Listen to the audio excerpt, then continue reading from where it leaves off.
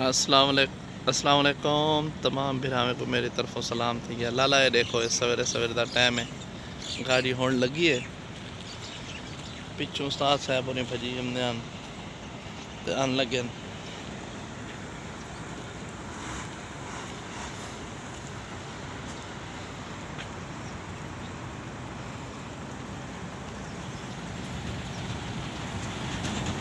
इतनी जल्दबाजी करने का कोई फायदा ही नहीं, नुकसान थी वेंदे।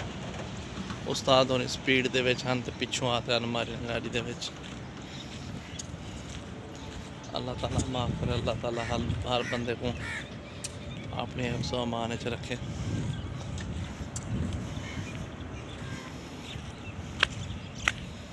ऐसी नवा बरेनी गाड़ी है।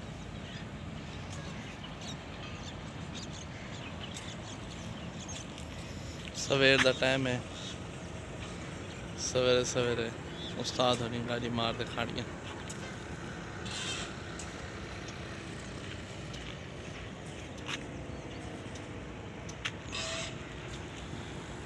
यार मेरा चैनल जड़ा ना इनको लाइक किया करो।